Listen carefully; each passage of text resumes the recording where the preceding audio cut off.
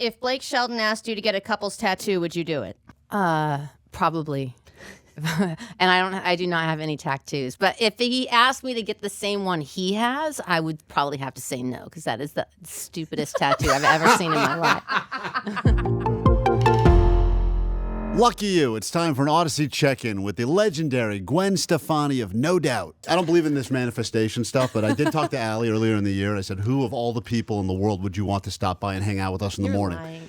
She wrote down one name. Without a doubt. Are you serious? And that Yes. name was Blake Shelton. And I said, Good one. no, she wrote down Gwen Stefani. And it was crazy because And, Klein, the number one band that I would want to reunite for a show was No Doubt. she said that as well. Insane. Yes, so this is Wow. amazing. Good to see you This is again. wild. This is so wild. I mean, Yeah. you have no idea. K-Rock was when we were kids, our life. Like, that's how we discovered who we were, through the music you guys were playing. You know what I'm saying? And so the idea of like being in the future right now and Purple Iris, I mean, it doesn't, none of it makes sense, but Oh, here yeah. we are. It's like full circle without Yes. but a new chapter at Yes. the same time. And do you even remember what it was like playing in a tiny room for 15 people? I do. I mean, I still get to play like a lot of weird little shows, like private shows, and I do like doing them because a lot of times it's like they're not your fans. And for me, like the idea of trying to win people over is like, I don't know what it is. It's Man. like, I just want you to like me. So we can hire you to play a birthday party?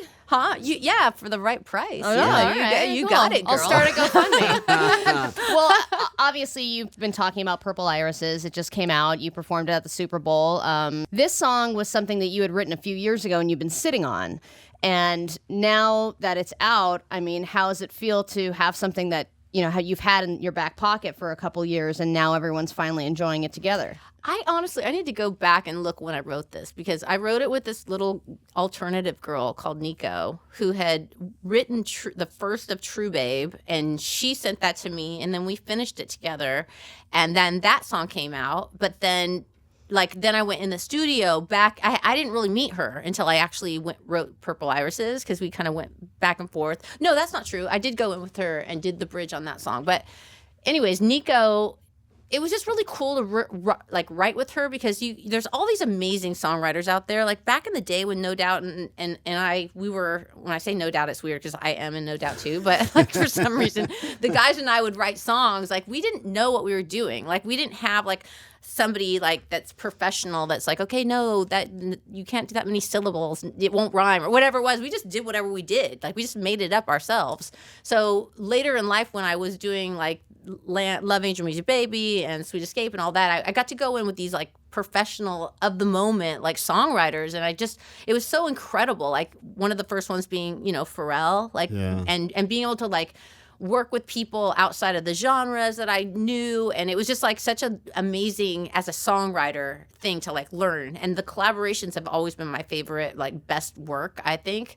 But in this instance, like I had been going down this whole road of since 2020, like I wanted to make music again, and I had like Kelly Clarkson, for example, because we worked together on The Voice, so we know each other from that. She was texting me during quarantine all these demos of her songs and that she'd been writing. And I was like, but wait a minute, like we're in quarantine. I'm doing homeschool. I'm cleaning toilets. I'm like trying to make 3 meals a day. I'm learning how to make sourdough like everybody else. And when are you writing these songs? I was so jealous. And she was like, I don't sleep. And I was like, she had younger kids than me. Yeah. So that was when I first was like, I want to try. And I came back to LA after, you know, it was like over 100 days in Oklahoma. It was so awesome, actually.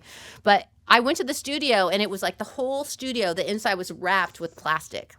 That's how like Deep in in it quarantine we it were. was, right. Yeah. And the girl I wrote with, like we were wearing masks. If I saw her, I wouldn't recognize her because Yeah, there she are had weird. people we knew and don't know anymore, Yeah. and we would never know if We we had to saw have them our again. like feet sprayed when we walked in. Like it was a whole thing. And I wrote the first song there, and I was really like about like going backwards. Like I was like, oh, I want to do reggae. I want it to be fun. The world needs fun. And I wrote so many songs, like so many songs. But it always felt like I was trying to chase myself or compete with myself in some way.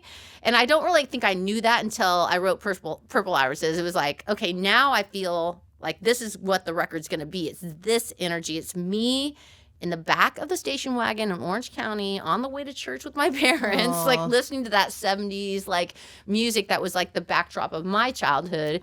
And so I think that this song just has that kind of, that's the inspiration it came from. And you know, it was just a vulnerable week, and I just wrote this song about what was going on. And so I don't know, it's just weird. And then after that is when I started writing the rest of the record. And so I do have an album. That's eventually. crazy. Okay, that was going to be my next question. Yeah. But There's Blake was gotta never be supposed more. to be on this record. It was just a song I wrote, and then it just evolved into this. And it just happens that Blake is like in a break from his, like he doesn't have anything out right now, so here we are. Things So he's are just, piggybacking. it's wild, guys. Are you obsessed with it You now? know what's really amazing about songs is they are they're sent down. It's like literally a spiritual like gift. And I didn't do the song. Like I just received this song. And I pray about it all the time. Like I'm always like, God, just show me what I'm supposed to do next. I just want to do my purpose. What am I supposed to be doing? I don't care. I just want to do your work. I'm stupid. I'm praying for winning lottery numbers, and I should be I praying know, for you're songs. doing it all wrong. I'm doing That it all might wrong. be what God wants you to do. So you never know. I don't know. never Look know. at him. I don't know if God wants him to do I that don't think anymore. it's You a just plan. gotta ask. It's I mean, not a plan. If you yet. don't ask, you won't receive. It's true. You are an amazing songwriter. Blake, also an amazing songwriter. Your son is also starting to get into songwriting. And I just wanted to ask, I mean, I feel like we're due for another great family band. That's funny. Why not? Why not? I mean, honestly, yes.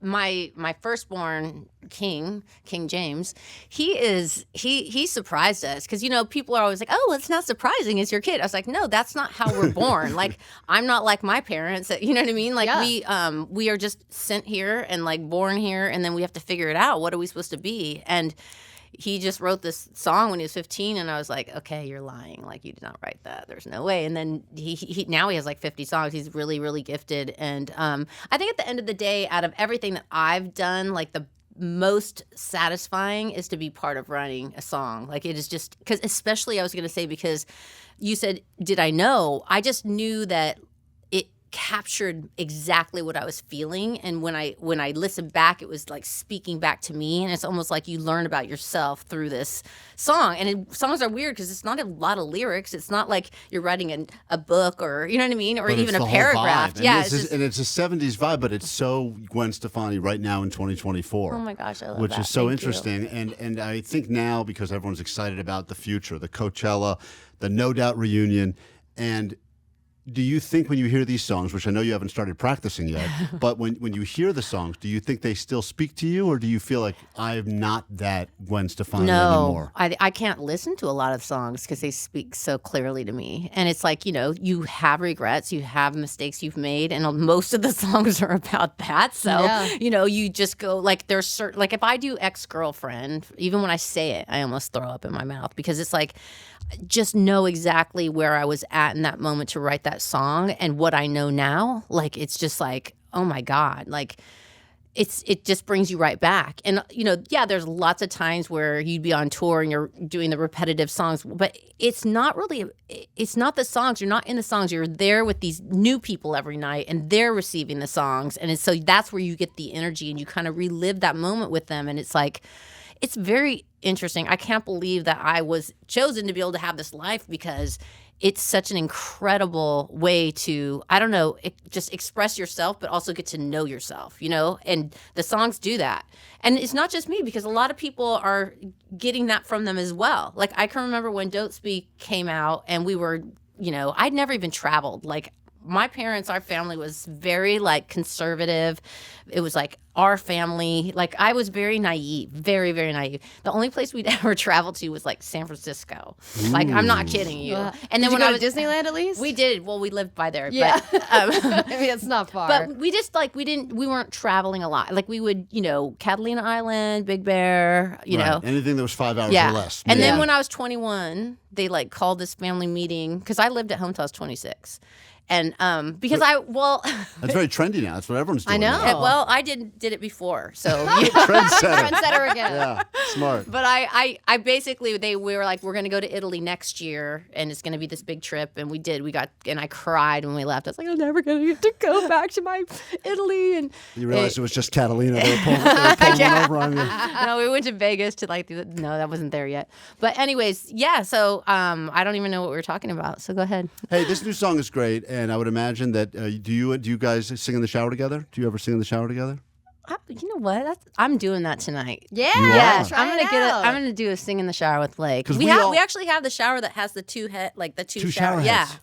Oh, You got to sing your new song in there together. That would Of be course. amazing. Everyone thinks they can sing good in the shower, but no one. We all think we sound like Gwen Stefani in the shower, but we don't. Gwen Stefani sounds like Gwen Stefani, and imagine that. The two of them, we got to release that. That'd Yeah. be viral. I will be live tonight on Instagram. Me and Blake. Here we go. Purple great. Irises. We're going to give it its play in its entirety and check it out. By the way, this is only the beginning of an album that will be coming. We've got that information. Of course, the No Doubt Coachella, that's upcoming. Cali Vibes this weekend with Gwen Stefani. It's been such a pleasure to have you back, K-Rock. Those cookies are yours. We wrap up every interview with just 2 epic questions. Epic question number 1. Allie, hit it worth it. All right. If Blake Shelton asked you to get a couple's tattoo, would you do it? Probably. And I do not have any tattoos. But if he asked me to get the same one he has, I would probably have to say no, because that is the stupidest tattoo I've ever seen in my life. All right. Okay, all I right, love great the answer. honesty. Always good honesty. Epic question number 2. It's a sad week. We lost the guy who created Pop-Tarts. He died earlier this week. Oh, I heard about that. What is the GOAT Pop-Tart flavor? The best Pop-Tart flavor ever. What do you think? I'm going to go ahead and say the cinnamon one. Whoa. Don't you want that right now? Damn, that sounds And good. the We've been strawberry craving is Pop-Tarts all day. Yeah. Yeah. The strawberry frosted or We weren't strawberry allowed to without get those frosted? when we were little. No. My mom was like all into like health Yeah. Him too. for like a minute. He never had soda, and look at him I had now. to make friends based on if they had good snack food. It was really sad. Did you guys have fruit roll-ups too? Yes. Not in my house, but my they had God. them. Yeah, my mom didn't know they were like sugar. She was like, "Oh, these are fruit now." Really? Oh, you're so lucky. They spell like fruit with 2 O's, like F-R-O-O-T. Yeah, they can't even say fruit. I remember Real one year fruit. my mom goes, "Here's some fruit leathers." I go, "Fruit leathers? This is terrible." Gwen Stefani, we love it when you come by. Thank you so for being much. back to K-Rock, Carol. I love you The guys. great Gwen Stefani, folks. Meow.